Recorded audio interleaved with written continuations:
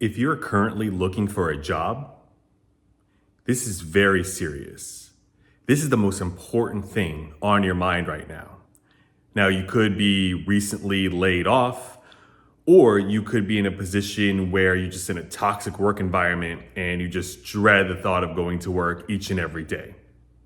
But either way, it's a very serious time in your life. It's very important to you.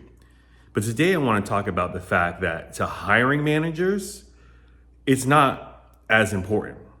You see, these hiring managers are not taking your job search seriously. And there's a few different reasons and there's a few different ways to look at it. And I kind of want to unpack that here today. The first thing is the hiring manager, they have a job. Their job is not on the line. It'd be nice if their boss, their manager said, you either hire an amazing, qualified candidate or you're out of here, you have some sort of repercussions. But at the end of the day, most of these middle managers, at least in my experience, they really don't have to sweat too much if the hiring process takes longer than they want. If it takes months or a year as opposed to maybe a couple of weeks. The real people who suffer, once again, in my experience, please let me know your experience and how you relate to this topic down in the comments below. But in my experience, that extra work that would be taken on by someone who would be a potential candidate, a potential hire, is really passed on to the hiring manager's team. So let's say there's 5 people in a team and then they report to one hiring manager. And say because times are tough, as they are right now, 1 or 2 of those individuals are fired. Yes, the hiring manager should do his level best to find, replacements, new people. But in the meantime, it's not like the same amount of work is not going to be done.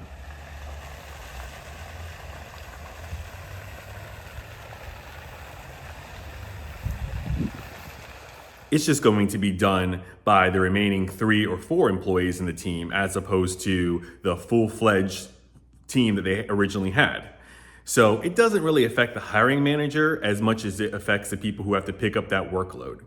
And there's various games that these hiring managers play because an organization is probably making a strategic move to lay off certain people in certain departments where they think they can get away with more of a skeleton crew. So there's really not the same rush to hire brand new people as you would think or as that you would hope. So the existing people in that organization, in that team, in this particular example, they're going to be told time after time, hey, we're looking for someone. I mean, they're even going to probably be involved in the hiring process. So the hiring manager might go up to a team member or the team members and say, hey, can you help me write a job description? What did this person do that we really need help with? What were some of the intangible skills? What were some of the things that we'd be looking for in someone to add to this team? Now, it could be a matter of the person or multiple people got laid off. It could be someone quit for a new job opportunity. It doesn't really matter. They're still going to tell the people who are waiting around, we're going to try as hard as we can to hire someone. And in my experience, there really is no rush. So the rest of the team helps create the job description, which is extremely vague, and I'm sure it's missing a lot of things because it's probably been years since that person was hired for the role originally. And on top of the original role, there's always that caveat that additional roles and responsibilities will be required of someone. So those original roles and responsibilities are probably never properly documented with the original job description.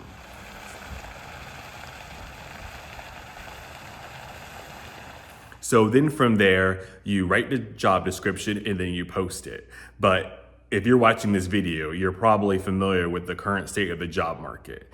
And just because a job is posted doesn't mean that a person is going to be hired for it. And I don't know what the reason is. I don't know if HR gets bonuses. I don't know if the hiring manager gets incentives for delaying hiring as long as possible.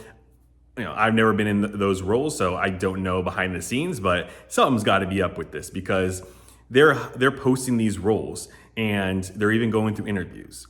And in the same example we're going with, those 3 people who are still left on the team could even be involved in the interview process. Hey, come along and just participate in the interview for your new coworker. And the hiring manager, or even if it's from his boss, that's fine. A lot of times you're just order taking and things like that. In my opinion, I'm sure there's some really great, amazing hiring managers out there that people love to work for. I'm just telling you my experience. So that's all I can tell you. I can't tell you something that's never happened to me. You help with the job description, you participate in the interview process, and you give your feedback.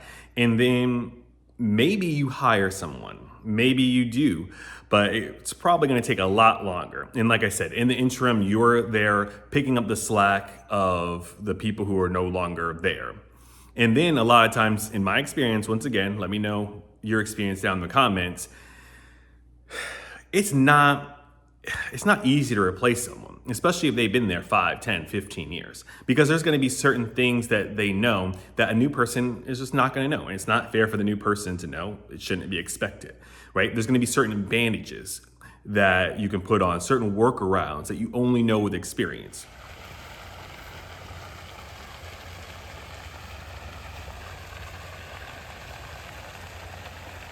Plus, the office is like a dynamic environment in which you got to know who the important players are, who calls the shots, who you have to kiss up to a little bit more, who is just going to bark you orders or not be very friendly, but you just got to be like, oh, don't worry about that person. So there's a lot of things to keep in mind when it comes to just navigating the office that's going to take a while to catch up on. And like I said, there's going to be the workarounds that you're probably not going to know. And then I don't know what you guys see, but from the people I've talked to in the comments of these videos and my other friends who have been looking for jobs, there doesn't seem to be the same level of job training anymore. So it used to be, at least when I had jobs in the past, you'd have maybe 1 or 2 weeks, I think. It's hard for me to remember exactly how long, but 1 to 2 weeks of training, maybe with HR to get a feel for the environment and the corporation itself, like the founders, what their values are, what's important, what are some key things, maybe some additional resources. You would learn about the things like your healthcare, your insurance, retirement, any of that kind of stuff that the company offers, but also just more about the heart and the culture that you've stepped into. And then from there, you'd also get some on-the-job training. So your manager might sit with you, or people in other departments. You might have to shadow them to see the people you work with, like what do they do on a regular basis. But from what I'm hearing from people, you're not really getting that. You're kind of just being thrown into the fire, which is extremely unfair, right? It used to be you had that training, you had the on-the-job training. So, I mean, we all know that most places around the USA are basically at will hiring engagements so that they can terminate you at will. Now, if you don't give a 2 weeks notice, you're going to be vilified for the rest of your career potentially, but the company can get rid of you at any time. But a lot of times these companies will say, we'll give you a 90-day grace period. So we'll give you about 90 days to figure out the lay of the land, to make sure you're a good culture fit, make sure you gel well with your team, and make sure that you have the chops to do this position. But if they're taking away overall culture training and they're taking away on-the-job training, you're really behind the 8 ball, and 90 days might not be enough for you to figure out all the things you need to figure out on your own.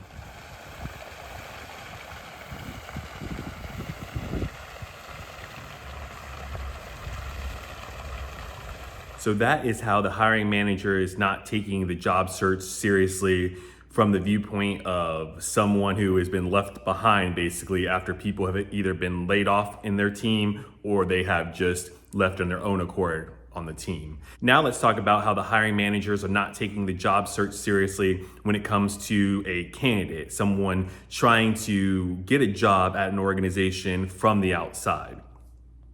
And I'm just gonna, once again, I can only share my own experiences. If you've had much better experiences, please let me know. I don't always want to just be a downer. Let's celebrate the wins in the comments down below as well.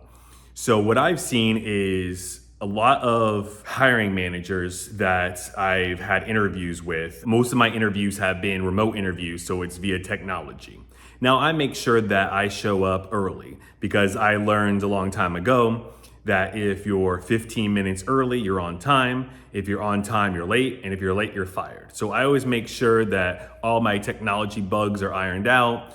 whether it's Teams or Zoom. I make sure I do a little preview so I can make sure that I'm in focus, that you can see that I'm wearing a tie, that I'm looking professional, that my beard's a little bit more trimmed up than it is right now, and things of that nature. I also make sure the camera itself is working, the audio is good, like test all that stuff so I can really hit the ground running. Because like I said, for the job seeker, this is very serious. I mean, this is your livelihood we're talking about.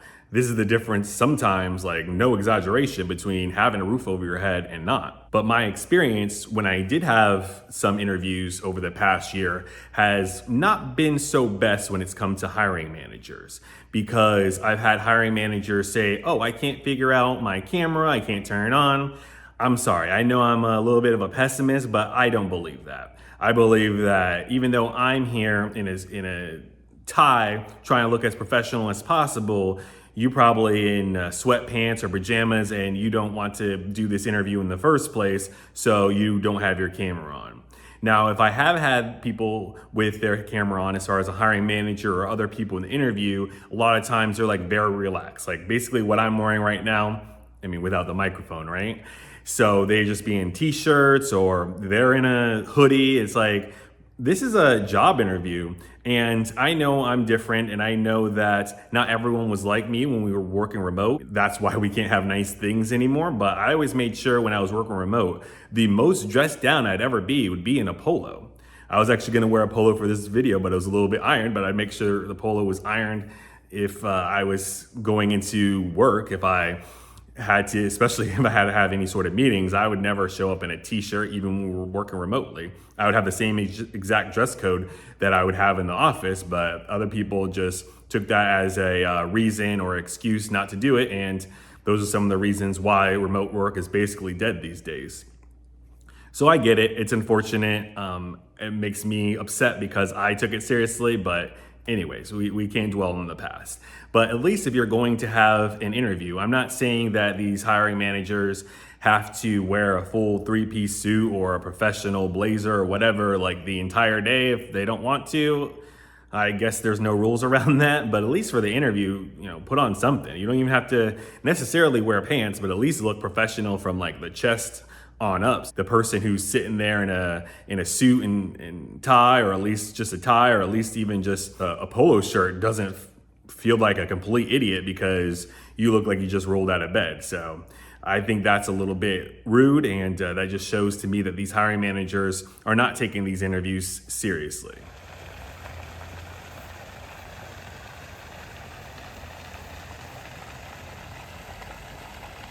So I don't want this channel to just be one way. I don't want it just to be me talking to you, me sharing my experience. So please down in the comments, let me know your experiences. Have you been in a team inside of an organization where other people around you have been either laid off or fired, whatever words you want to use? I know there's a difference, but to me, a lot of firings are masked as layoffs, but that's a topic for another day.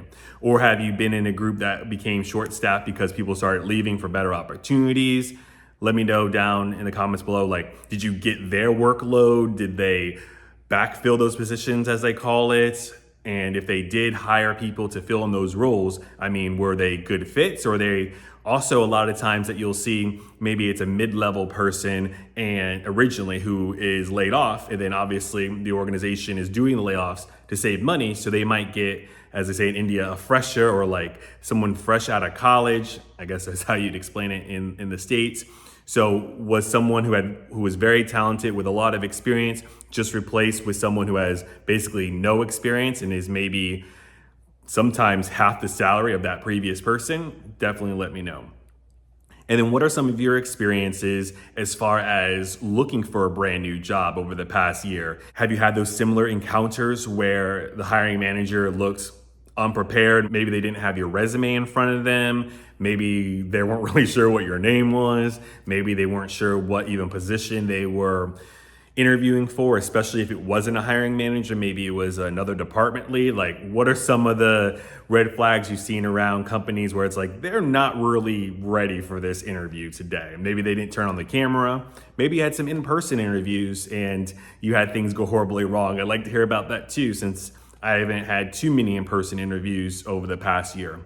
So let me know all that. I'd love to have more of a conversation down in the comments below. And I know that others would like to have conversations with you too. And I want to make sure that this is a relative safe space. So if someone's going around the comments just being unnecessary and not being kind to other people, don't worry.